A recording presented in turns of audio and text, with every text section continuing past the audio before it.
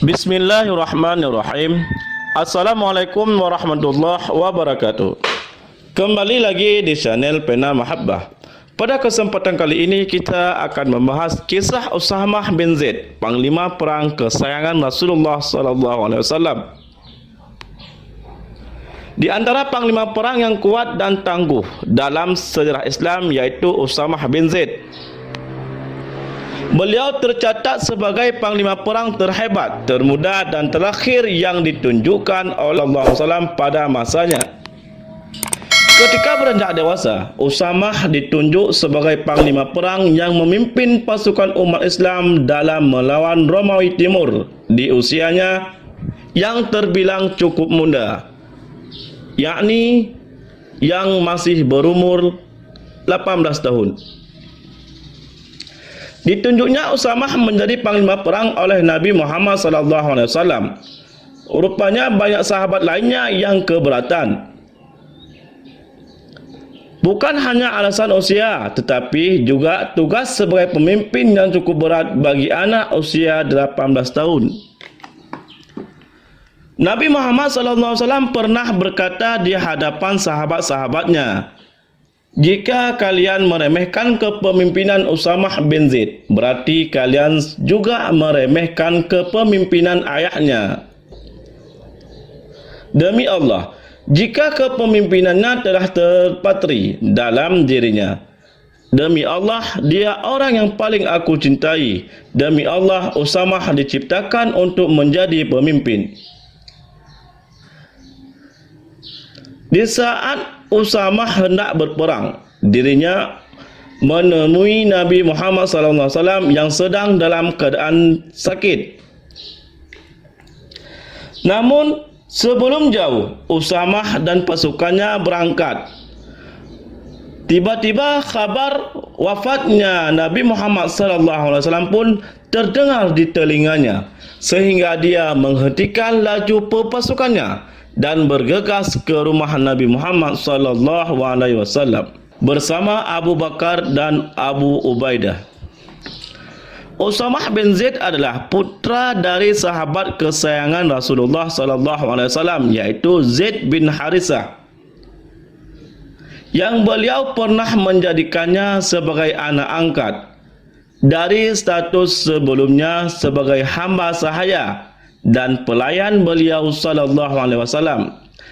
Ibundanya pun adalah orang yang dekat dan disayangi Rasulullah SAW, yaitu Ummu Aiman. Ummu Aiman adalah bekas budak beliau. Keduanya merupakan orang-orang yang pertama memeluk Islam. Sehingga tak heran Usamah pun menjadi kesayangan beliau SAW seperti juga ayahnya. Usamah radhiyallahu anhu lahir pada tahun ketiga daripada kenabian, sehingga ia tidak pernah mengalami masa kejahiliahannya.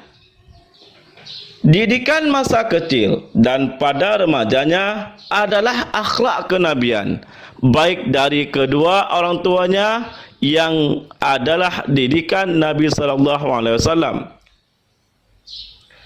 Bahkan terkadang Rasulullah SAW turun langsung dalam mendidik akhlak Usamah.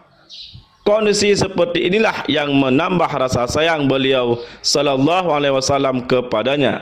Bukan saja Nabi yang sayang kepada Usamah, para sahabat-sahabat pun sangat menyayangi pada remaja ini yang melebihi cintanya kepada anaknya sendiri. Seperti yang terjadi pada Umar bin Khattab radhiyallahu anhu. Dan juga penilaian Nabi Muhammad SAW atas mereka. Dalam usianya yang masih sangat muda, ia telah ikut menerjun peperangan pertempuran bersama Rasulullah SAW. Dalam Fathul Makkah, ketika Nabi Muhammad SAW akan memasuki Ka'bah, beliau membawa Bilal di sisi kanan dan Usamah bin Zaid di sisi kiri beliau. Sungguh kehormatan besar yang diberikan Rasulullah sallallahu alaihi wasallam kepada keduanya. Bukan Abu Bakar atau Umar atau 8 sahabat lainnya yang telah beliau jamin masuk surga. Dua orang itu adalah bekas budak yang secara umum mungkin kedudukannya tampak rendah di pandangan masyarakat. Namun Rasulullah sallallahu alaihi wasallam pernah mengirimkan suatu pasukan di bawah kepemimpinan Usamah bin Zaid. Pengalaman pertamanya memimpin satu pasukan setelah sebelumnya hanya sebagai prajurit biasa. Pasukan ini memperoleh kemenangan yang gemilang.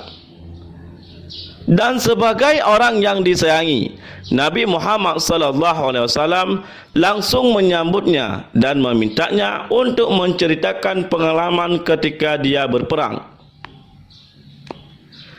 Setelah meminta oleh Rasulullah SAW untuk menceritakannya, mulailah Usamah menceritakan jalannya pertempuran. Tampak wajah Nabi berseri karena senangnya dengan apa yang dijalaninya. Kesayangan Rasulullah sallallahu alaihi wasallam, putra dari kesayangan Rasulullah sallallahu alaihi wasallam, begitu kebanyakan sahabat menyebut Usamah bin Zaid. Dan beberapa kali kemenangan yang dirasakan oleh kaum muslimin di dalam peperangan yang dikomandoi oleh Usamah bin Zaid. Hanya inilah yang dapat kami sampaikan. Wallahu a'lam bishawab. Wassalamualaikum warahmatullahi wabarakatuh.